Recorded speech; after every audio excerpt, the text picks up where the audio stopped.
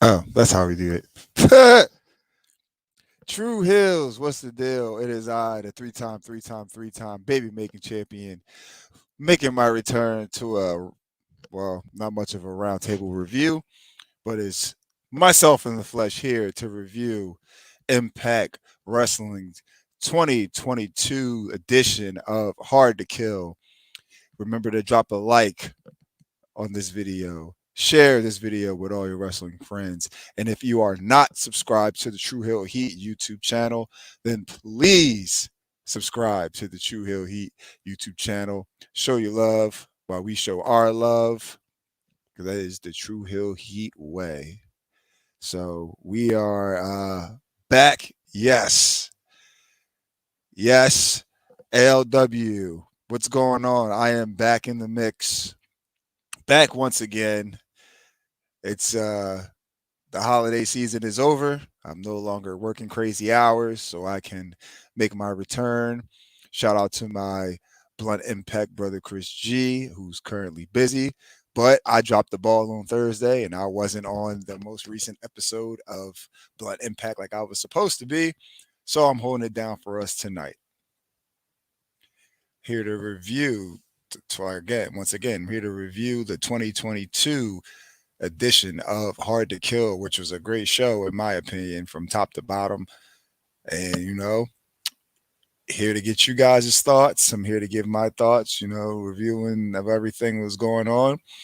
So without further ado, let's get into it. Now, I don't know if you guys watched the pre show, which I literally just watched it a half hour before going live on here. But the show kicks off, the pre-show kicks off with, first get into it. We have a new play-by-play announcer joining D'Lo on commentary. We no longer have Matt Stryker. I don't know if this is a full-time thing, if it was just for tonight, but I'm glad. He's one of my favorite play-by-play guys, formerly known as Tom Phillips in WWE. Tom Hannafin. I hope I said that right. So yeah, he did an excellent job. I think going forward, this is a major pickup for Impact on the commentary side, which is great. Oh, excuse me, guys. Give me 1 second. I forgot to get something from my hookah. I'll be right back. Got the damn cat for my hookah, guys. Excuse me. The nerve of me. My apologies. All right. Sorry for the technical difficulties, because I'm not putting my mouth on this thing. COVID season and shit.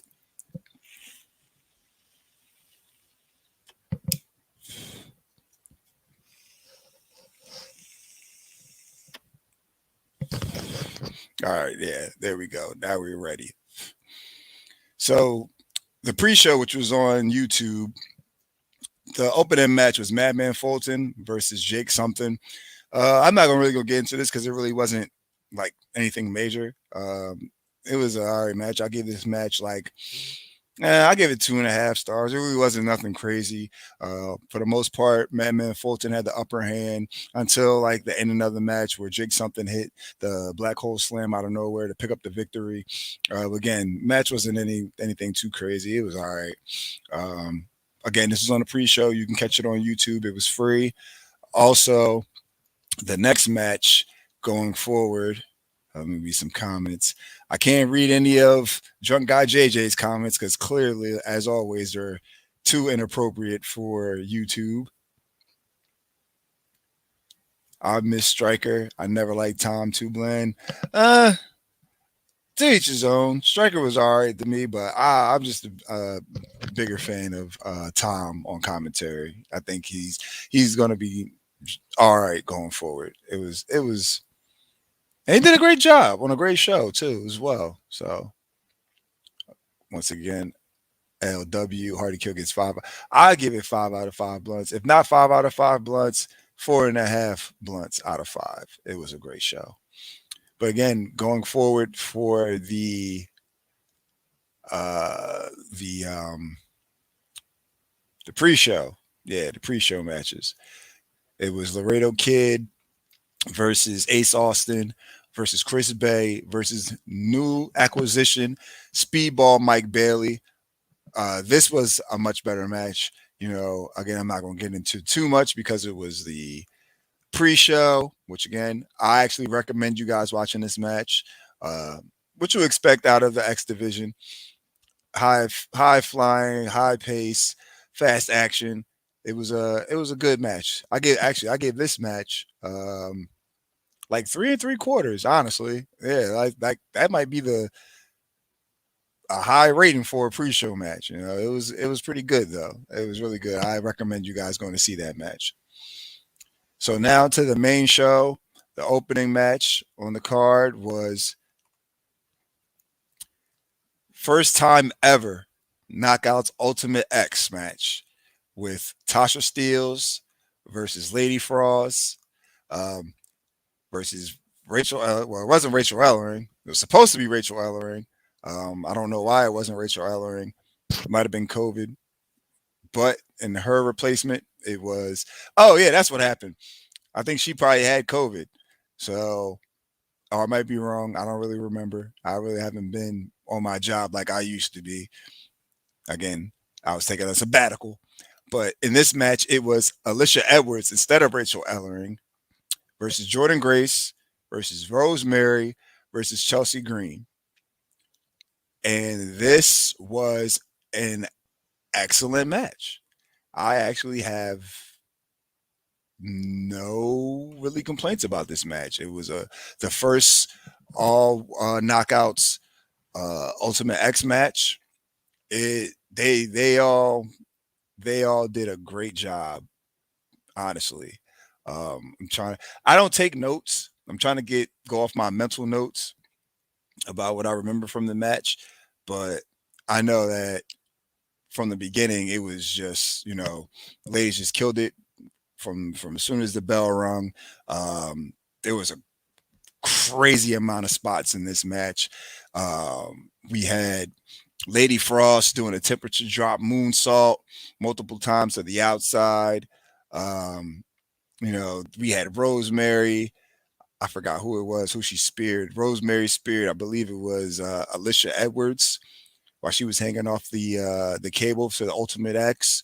There was also a spot where Jordan Grace and Tasha Steeles were like tied up against each other on while they were climbing up the Ultimate X, and it seemed like Jordan Grace hit a sky high, a very sky high, if you will, on Tasha Steeles at the time. Like this match had a lot of crazy spots, and it's not too much that we see the ladies in these type of matches. So big shout outs to them. I gave this match 4 out of 5 blunts.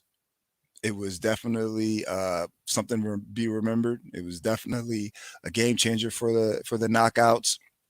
And the match ends by Tasha Steeles and Chelsea Green being tied up, going for the Ultimate X.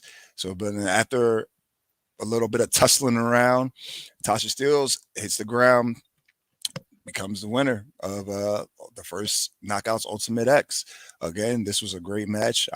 If you haven't seen it, I say you go out of your way to watch it. These ladies put on a phenomenal match, and whenever they go out of their way to put their bodies on the line and risk their health, it's always appreciated.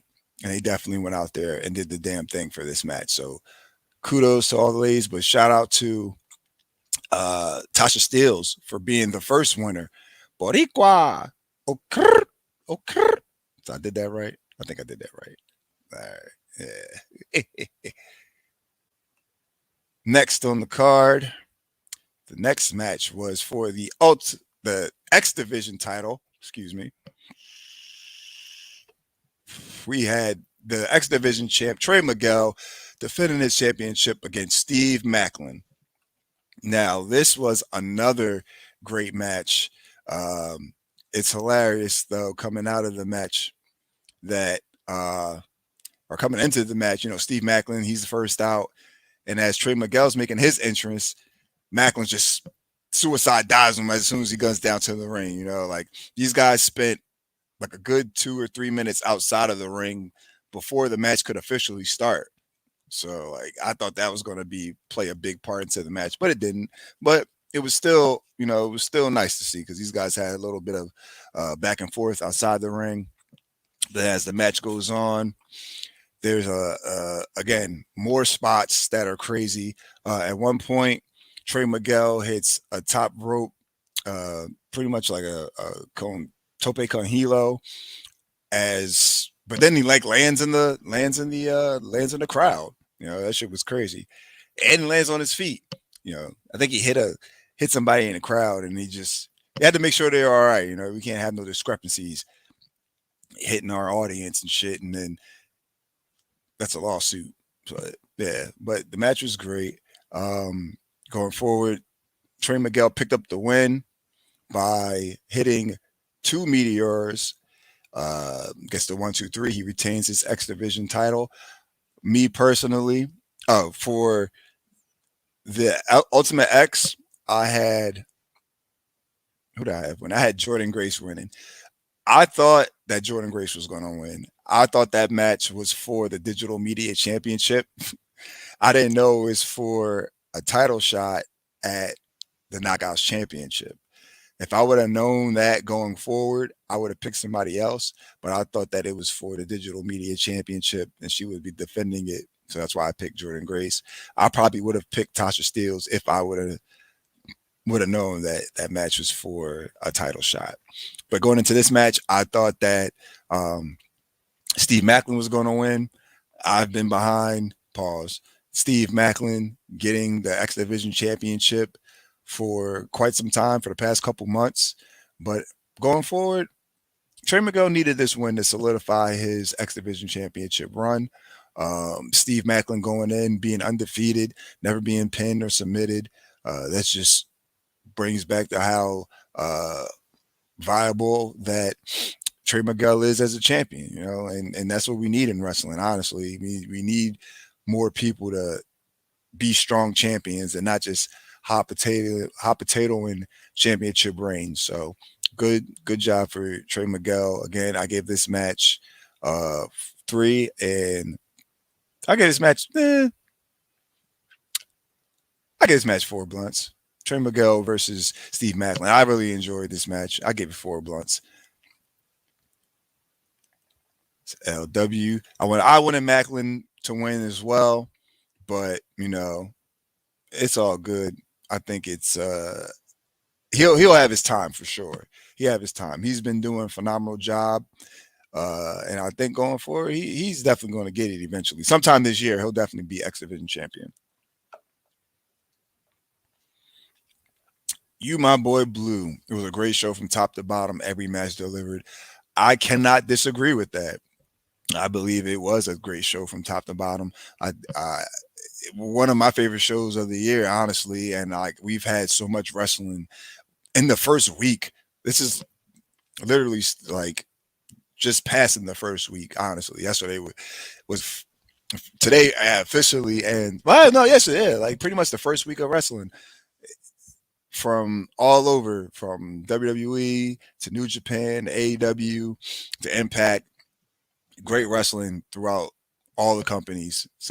But this is definitely either my top 2 shows of 2021. Actually a full show, not just like a match here, a match there, a full show, a full card. I think that Hard to Kill might be at the top of my list so far. Remit, sorry if I butcher your name. Remit Taneha, AW wrestling star, Dr. Brickbreaker praises page promo. I think I'm going to big and I don't know what that has to do with. I don't know what that has to do with this. That has nothing to do with this. Sorry, buddy. But moving on, the next match on the card was for the Ring of Honor World Championship. we have the Ring of Honor champion, Jonathan Gresham, defending his title against Chris Sabin, who is also, they actually brought this up on commentary that Chris Sabin was supposed to have a shot at the Ring of Honor world title at one point. So it's actually good that they have some continuity going on. I believe the match that Chris Sabin was supposed to have was going to be against Jay Lethal. Uh, Clearly, he's no longer the champion, but it's good that they kept it going and he gets to get a shot. And it's also great that Impact and Ring of Honor have come up with some type of working relationship. Ring of Honor Ring of Honor is not around right now, so to speak, but still, Ring of Honor being able to have their championship being defended on Impact pay-per-view, that's great, especially with the talent that Jonathan Gresham is. I hope he gets to go around the world and display his ability to the masses that aren't familiar with him, and carry that Ring of Honor name, that Ring of Honor banner, and that Pure Wrestling banner. And speaking of Pure Wrestling, that's what this match was contested under. Pure rules. Now, for those that aren't familiar with the pure rules of Ring of Honor, the Ring of Honor pure rules style is the match must begin and end with a handshake, the code of honor. Each man has 3 rope breaks. After those 3 rope breaks, you are exhausted your rope breaks. You can get pinned, submitted. Even though if you try to use a rope break, you will no longer have the ability to use a rope break. You can only use open hand slaps and chops, no closed fists. There are no closed fists. So this match really comes down to pretty much, these matches come down to pure wrestling ability. Yeah. But before I get into the match itself, shout out to LLW. Just Happy Blunt Pack is back, holiday status. Thank you. This is for my favorite True Heat show. Greatly appreciated. Much obliged. I'm glad that it's back too. I'm so happy to not be killing myself every night because people want their fucking gifts and all types of other shit. So, but yeah, this was another great match. Back and forth. Jonathan Gresham continues to show his amazing wrestling ability. And again, it was great to see Chris Sabin get this shot because he is also a Ring of Honor alumni, jumping back and forth between Ring of Honor and Impact over the years. So it was nice to see someone of Ring of Honor yesterday get a shot at the title against a top talent today. So it was nice. Like I said, a lot of back and forth. The match comes down to the finish where pretty much Jonathan Gresham, he could beat you in any which way. He doesn't really have a quote unquote excuse me, finishing move. So he had a pinning combination on Chris Sabin to pick up the win. But again, I give this 4 out of 5 blunts. Another great match. Gresham has to be in the conversation of one of the best wrestlers in the world right now. I totally agree with that. I think Jonathan Gresham is one of the best wrestlers in the world right now. Now with this the hiatus of Ring of Honor right now, he has the chance to go out there on, especially with the whole Forbidden Door thing, just as we've seen in this match. He has the opportunity to go on other platforms and display his wrestling ability, all while carrying the Ring of Honor name on his back. Again, Ring of Honor says they're going to be back in April. I'm hoping they're back in April. I know other fans are hoping that they're back, but in the meantime, Jonathan Gresham could keep that name alive, and that's what he did right here. He also has his own pay per view coming up next Sunday, but maybe we'll either do a watch along or a review of it. Well, we'll see, because that's like a great card as well. What's up, Frantic World? Another great supporter of the True Hill Heat YouTube channel. Greatly appreciate you tuning in with us and the rest of the chat for my Blunt Impact Hard to Kill review 2022. Going forward, the next match on the card, Josh Alexander versus Jonah Mal. I don't know if I should do this right now, but fuck it. Spoiler. This was my favorite match of the night. I'm gonna straight up say it right now. This was my match of the night. This was an amazing, hard hitting brawl between two Hoss. This was a Hoss fight. This is what I felt as though that the card was missing up until this point. We really had every style of wrestling, even on the pre-show. That even though we had Madman Fulton and Jake something, I mean that match was okay, but it didn't really give me the feel that this match gave me. And if you guys ever watched me on Blunt Impact and it had to do with Bronson Reed, or Jonah, formerly known as Bronson Reed, I hated that guy. I could not stand him on NXT. But here, my opinion totally turned around. He brought the fight to Josh Alexander. Josh Alexander brought the fight to Jonah. Again, this is very hard hitting, a lot of back and forth. Not really so much back and forth, but it's showing the babyface climb that Josh Alexander is trying to make to get back up to the top, to eventually either get another shot at the Impact World Championship or to just become Impact World Champion once again and actually have a real reign.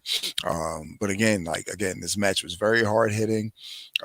I was very impressed with Jonah's performance. Again, I was not a fan of him in NXT.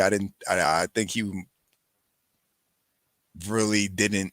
I don't know. He really didn't have personality. He really didn't show me much out of his matches.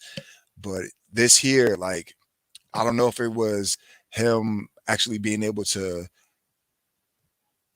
do whatever he wants now, so to speak, and not be under the strict WWE guidelines and micromanaging. But this match was better than anything I've seen him do in NXT, post NXT, pre NXT, all that. This was a great match. This this match ends with Josh Alexander picking up the win via submission with the ankle lock, and Jonah taps out. I thought that Jonah was going to win this match solely because you know how people come into the company. They're going to, be built up like they're, you know, unbeatable, things of that nature. I'm actually not upset at all that Josh Alexander picked up the win because, again, he needs to build that momentum back up to go after the Impact World Championship. I just hope that they don't shoot for that right away. Just keep building him up because I like Moose as Impact champion. I wanted Moose to be Impact champion for a while, and that we finally got it. I don't want his run to end, even though it could possibly end tonight. And with that said, which is a nice segue into our next match. Hold up. No, it's not the next match. I think it's not the next match. No, this match. Yeah, that's not the next match. This is our next match. Hardcore War. Sorry, guys, my hookah is not pulling right. So, Hardcore War, which is basically the Impact version of War Games without a cage. That's basically all it was. That's all it is. You know, two guys start the match off. Then every 3 minutes, um, a member of the opposing team comes in. So yeah, it's basically like War Games just without the cage.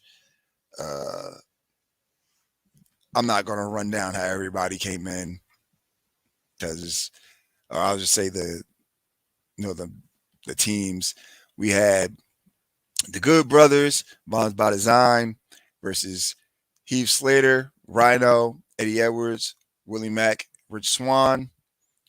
I'm just gonna go into the finish because this match was very long.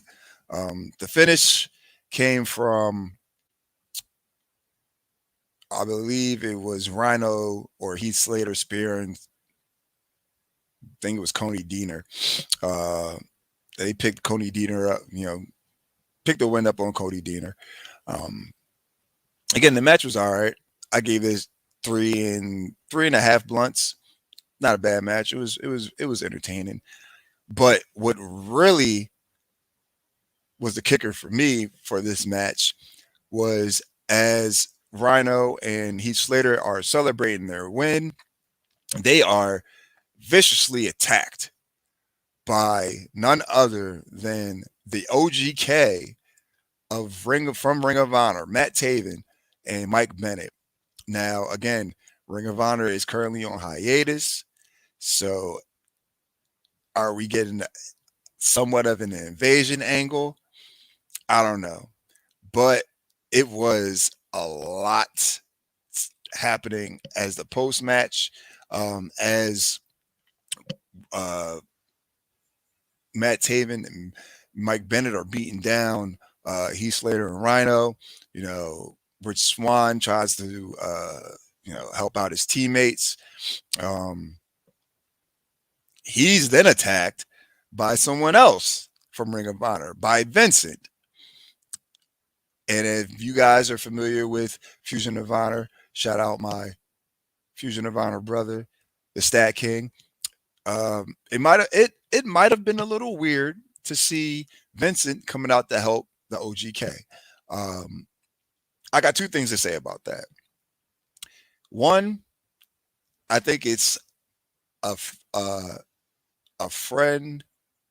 No, what is it? The enemy of my enemy is my friend, or yeah, something like that. I forgot how the fucking saying goes, but the enemy of my enemy is my friend. So even though that those two guys might not be on the same page, don't like each other, they're still Ring of Honor alumni. They're still Ring of Honor. They're going to carry that brand wherever they go. So that happens. Two, I've seen a lot of people, reacting to this, and rightfully so, that they don't really get the idea of Vincent and or OGK and Vincent, being on the same side because they had a feud going on. But all I'm going to say is don't be one of those people that are rooting or were rooting for Kyle O'Reilly when he joins Adam Cole and Bobby Fish in AEW after having a blood feud on Adam Cole's exit from NXT. Because at the end of the day, it's the same shit. It's the same shit. So if you can suspend your belief to say, hey, Cole and Adam Cole and O'Reilly okay, I think Vincent and Matt Taven could be okay. But that's not all. Because as the post match is still going, Willie Mack's not going to take this lightly. So these guys start brawling up. So it seems like the Ring of Honor crew is outnumbered until Half Man half monster. PCO makes his way down to the ring. Then it all hell breaks loose. Everybody gets decimated. It's just over for Team Impact at this point. Team ROH, out comes Mrs. The board of directors, Maria Canellas Bennett. The Ring of Honor crew stands strong over the laid out Impact crew, and I just want to see where it goes now, man. Like it's it's getting a little crazy now. So because again, I didn't expect that. It makes sense that these guys are coming in. We actually had Maria and Mike Bennett in Impact at one point, so that doesn't surprise me. But Vincent being there and PCO, who PCO is not even contracted to Ring of Honor anymore, to my understanding. So I just want to see where it goes going forward. This match was too long and my least favorite of the night. Yeah, it's not like the whole like you gotta wait till everybody is in the match because there's like five guys on each team, so you gotta wait 3 minutes for each guy. So it's a lot. Like you gotta wait like 15 minutes for the match to like officially begin, and then you gotta actually have the match itself post all the people that you gotta wait for it to come out. You can't just excuse me, have your match while you're waiting for everybody to come out, and then as soon as the last guy comes out, the pin happens. There's 1, 2, 3, and it's over. Like, no, you need to have everybody come out, and then at least go like another 5 to 10 minutes. So it just happens like that. I want to see ROH Invasion storyline with Impact and AEW. Yeah, I want to see that with both companies again because it can definitely happen. Um, I'm trying to think of like I don't know who else that it could happen with on AEW, but I'm sure they can make it happen. The Forbidden Door is wide open. It's not even a forbidden door anymore. It's like a forbidden fucking hallway. Everybody's walking through this shit. The Always Invasion was the best part of the show. I enjoyed it a lot. Again, me being Fusion of Honor, so I'm a little biased to Ring of Honor because I actually watch it weekly. But yeah, it was nice because it was totally unexpected. Nobody seen this coming. There was no way you seen this coming, and everybody always wants to talk about the Forbidden Door and invasion angles. So the fact that it all happened and nobody seen it coming, what more can you ask for? Oh, get back to this question by from Frantic World. Do you think Josh Alexander would get another Impact World title shot? Eventually, yeah, he's definitely going to get it. I think he'll be Impact World Champion again sometime this year. Again, I just want Moose to have a meaningful reign and not just hot shot Josh back into the picture. I want to see him get that baby face journey. Because the way that it happened, that he won the match, and then ultimately, he lost it in the same night, lost the title in the same night, due to the Call Your Shot trophy, I believe it was. I don't really remember how it happened, but it just he's going to have that sympathy. Everybody's just like, oh man, it sucks that they did that to Josh Alexander. I can't wait for him to get back the title. Like people are actually going to be more invested now in his run once he gets it because they seen him build up to the mountain, get to the mountain. As soon as he planted his flag was ripped out and he got kicked down the mountain. So now he's trying to walk back up the mountain, hike back up that mountain, plant his flag once again, and this time make sure that it sticks. So he's definitely going to get another world title shot and become Impact World Champion again this year. From SP3, I think we get Alexander and Musa Rebellion. At this point, yeah, I think that's when, and I believe it's in April. So Moose has been champion for since like November. I believe it was. He was like October or November. So if he does remain champion up until April, that's a good couple months. So he got enough time to solidify himself as a top champion, a dominant champion, and have a decent run too. So I wouldn't mind Alexander getting the title back at Rebellion because again, we got another couple months that he can work his way back up to the top, then get that title shot. I'm just not all for, this thing's not even working anymore. Fuck the hookah. I'll smoke that later. Uh, I'm just not all for, if they just throw it right back on him right away.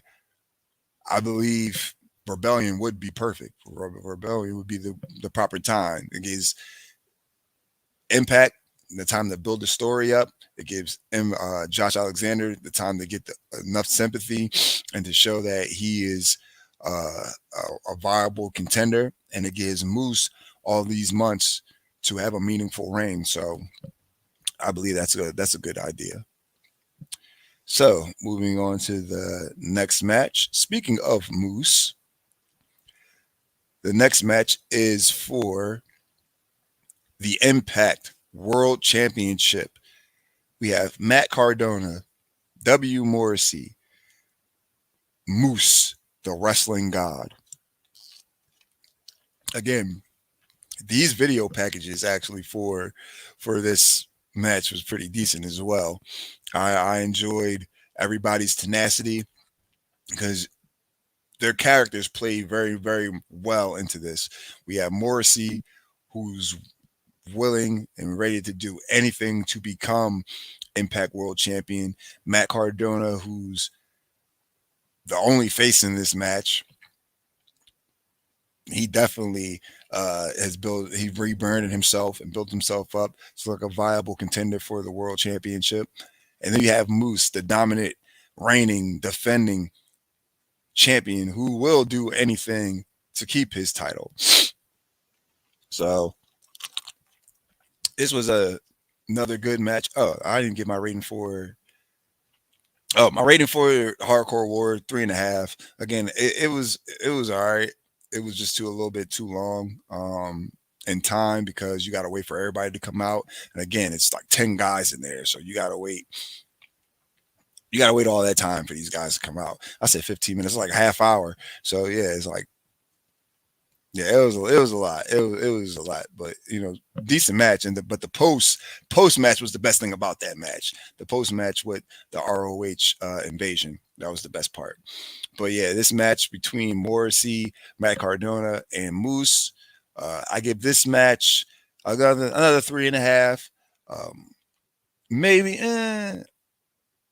Actually, I'll probably give it like 3.25, solely because this match had way too many ref bumps. I felt like it was dragging at one point because they had too many ref bumps. Like one, okay, they had two, and it was just like, all right, come on, man. We don't have to do this that many times. Like, okay, we get it. The first one, okay, the first one's all right. Then the second one is just like, all right, now you're overdoing it. One ref bump, okay. Two ref bumps, it's two strikes and you're out for me. But again, it was a decent match. Everybody looked good in this match. I give it 3.25 solely because I just felt like it dragged a little bit. But it was yeah. Boss Man also agrees with me. That match had way too many rough bumps. Yeah, and it does something to the match because it seems like now we're just trying to drag this out a little bit and make it seem much longer than it really needed to be. Which not only did it have too many ref bumps, we had a Chelsea Green bump as well. It's just like all these people in this match getting hurt that don't need to be getting hurt in this match. Like, and that's just my take on it. It was an okay match, but I just felt like it was just too much going on. Even though it was a triple threat and a lot goes on in triple threats, I just think that it was just too much unnecessary things going on in this match. But again, I give it 3.25. It was a hard match. The match comes down to Moose not even gonna lie to you guys. I forgot how this match ends, but I know Moose retained. I think he hit the spear. Yeah, he hits the spear on Matt Cardona and picks up the win. So again, I'm glad Moose retained. There was no doubt in my mind that Moose was going to retain, clearly. But now I think we're gonna. I don't know who would be the next challenger, um, right away, but let him get one more person. Let Moose have one more challenger for his title, and then they go into the program of Moose versus Josh Alexander to build up for Rebellion. Solely because I don't really want them to build a match that's supposed to happen in April right now. It's just going to be too long. I don't want them to WWE this, have these guys meet multiple times, and by the time where it should count, we're going to be exhausted and we're not going to want to see it, or we're just going to be over it. So I just hope that these guys can stay busy for at least like another month or so, month and a half, maybe 2 months at the most. Probably like another month and a half, and then they go into the Rebellion build up. And now, the last match on the card, the main event, the Impact Knockouts World Championship being defended in a Texas death match. Deonna Purrazzo, our former, still in my heart, Impact Knockouts champion, vying for a title shot against the current Impact Knockouts champion, and also Women's Royal Rumble entrant in Mickie James. Yes, you heard me right. The Women's Royal Rumble. Now it was just as news to you guys as it was to me. I have mixed feelings about it. I think it's a great look for Impact that they have one of their well, she's not really a contracted talent. She's just the Impact Knockouts champion. But it's nice that they're getting that publicity, far as Impact is not the promotion that it used to be, far as notoriety and publicity, but having their women's champion in WWE for an addition as an entrant to the Royal Rumble. That's great. I think that's a great idea. I hope that it does wonders for Impact. But in the back of my mind, I also got to think like, damn, it's WWE. What are they getting out of this? How are they going to spin this to their favor? Because we already know that they didn't do this out the kindness of their heart. So I just hope that nothing goes left and everything goes right. But this was another great match. These ladies put on a hell of a match. It's, again, Texas death match. That's not something we see all the time. We get it a couple times out of the year in Impact where there's a hardcore match or some type of death match, something along those lines. But we never get. I'm not gonna say never get because that's not true. We got like the Monsters Ball with the knockouts, but Texas death match. These ladies went balls to the wall. There was one spot where Deonna tried to hit the Queen's Gambit through the table. It was a little botch. She didn't get it all, but it would have been pretty decent if she would have got it all. But still a great match. The ending of this match was, I forgot, honestly. I know Mickie put it through a table. I forgot what she did, but she put it through a table, and she had to pick up the win. You got to pin your opponent, and then they have to be knocked out for 10 seconds. They have to answer to a 10 count. Deonna Purrazzo, this was my pick to win this match because I want her to regain the Knockouts Women's Championship. But I forgot that she actually has her eyes set on the Ring of Honor Women's Championship. As you guys see, if you were paying attention, the current Ring of Honor Women's Champion, Roxy, was front row showing off her title. I don't think she's going to have it for that much longer because the Virtuosa is coming for that title. She couldn't get the Knockouts title. She can definitely get the Ring of Honor Women of Honor Championship. But this match, again, this was a 4-star match. I give this match 4 stars. Again, ladies put on another phenomenal match that if we would have got this, we get this out of them. We don't usually see stuff like this on a regular basis pertaining to the knockout. So it was great to see them here. Aaron Weinstein, maybe the best match of the show. This was insane. They did the damn thing. Women have come so far in the last 5 to 10 years. It's great to see. Very much so. It was a great match. It was a great showing of all the women, from the Ultimate X match to the Texas Death Match. And me personally, and I'll just say this because this is just my opinion, I believe that Impact has the best women's roster and the best booking of their women. WWE has talented women. They just don't book them right. I believe AEW has talented women and the booking is right, but some of them need a little bit of work. I don't think that Impact has the most complete booking aspect or complete talent. I just think they know how to utilize what they have and they make it work. They make it work every time, So, and it showed tonight in this match, or this match, and again in the Ultimate X match, it showed that these ladies know what to do, and they can just give them the chance. They can go out there and put on a hell of a show. Anika Wilson, hey homies, y'all think Impact changed the winner so Mickie James can have a belt at the Royal Rumble? Well, that was my whole thing. My thing for that match was that Mickie wasn't good because they kept saying the Impact World Championship, and the Knockouts, excuse me, the Knockouts champion Mickie James. What I wanted to happen was the Knockouts champion Mickie James going into Royal Rumble, but she loses the title beforehand, and Deonna becomes a 3-time Knockouts champion. But, it's all good. I'm not going to take that away from Mickie. Deonna's still the Reina de Reinas champion from AAA. Again, like I said, she's about to go after the Ring of Honor, Women's of Honor Championship. So she has plenty of titles to choose from, to go after. It's all good.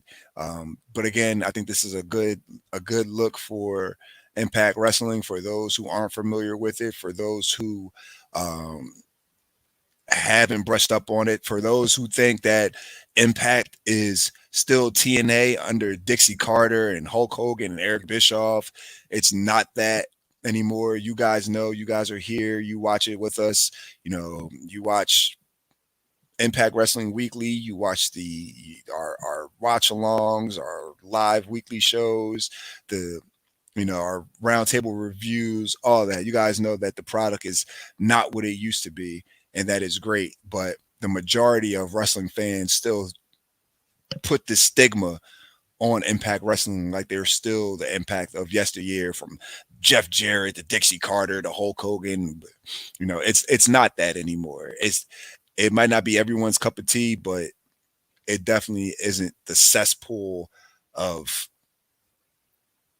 the bullshit they used to go through and had to put up with, So I think it's a good look that they're getting this shot, quote unquote, at the big leagues, because I still think I don't really give a fuck that, about WWE's status. But I just know that it's going to help Impact. But also, it's Mickie James, though. Mickie James is actually an NWA contracted wrestler who just so happens to be Impact Knockouts champion. So it's actually a good look for both companies, for NWA and for the Knockout, for Impact as well. So, but that concludes the Blunt Impact Hard to Kill 2022 Roundtable Review. I'm just going to go down and do my MVP, LVP match of the night. I'm gonna start off with my match of the night. My match of the night was Josh Alexander versus Jonah. Again, very hard hitting match. I think I gave it a 4.25. I think I'll give that match 4.5 stars. Honestly, it was just that great. That was my favorite match on the card. Um, my MVP. Oh man, I don't know. MVP of the show. You know what? My MVP is going to go to Tasha Steeles because for being having this your first Ultimate X. This is the first Ultimate X for all the ladies. But Tasha Steeles gets it for me because she won. Not only do you make history being a part of the first Ultimate X regarding the knockouts, you won. So, and now that leads to her getting a title shot at Mickie James, getting down the line the future Impact Knockouts Championship match. Uh, my LVP, man. Even though they won, I gotta say that my LVPs were Team Heath Slater, Eddie Edwards, Rhino, Willie Mack, and Rich Swann because they got beat up by the Ring of Honor faithful. So I mean, if I had to pick I had to pick a LVP. Like it just you guys get it by default for winning your match and then getting your ass kicked after the fact. So yeah, you guys got to get the LVP. But that should do it. I'm going to read off a couple of comments. The Rev Heads, Chelsea Green, my MVP. Frantic World, I'm glad Mickie James won last night. Alan Weinstein, MVP. Jonathan Gresham, another great candidate for MVP of the night because he put on a phenomenal performance, as well as Chris Sabin. And he, once again, he retained his Ring of Honor World Championship. Thank you, Ness, for holding it down. Much love, guys. I greatly appreciate it. I don't usually do these by myself. My version of of the reviews, I'm supposed to take notes, but I rather do mental notes. You guys, most of the time, you guys watch the shows anyway, so you know what happened anyway. Good live stream. Ness. See you on the next one. Thank you, Frantic World. Glad you were here to join me. So going forward, guys, this was Blunt Impact, my self review, solo review of hold on. Get SB3s, MVPs, LVPs. Mickie James and Tasha Steeles get the MVPs. LVP Steve Macklin for blowing his final shot. Yeah, that's what happened. Yeah. That's honorable mention, yeah. Because that's it. Because now he has to go find something else to do. I think he'll set his sights on Jordan Grace. He'll try to become the digital media champion now. Gonna come beat a man. He's gonna go try to beat up a woman. But yes, guys, we are signing off here. Don't forget to subscribe to the channel, like this video, share this video with all your friends, and make sure you show love to the True Hill Heat YouTube channel, man. Go ahead and subscribe. You guys show us love. We show you love right back.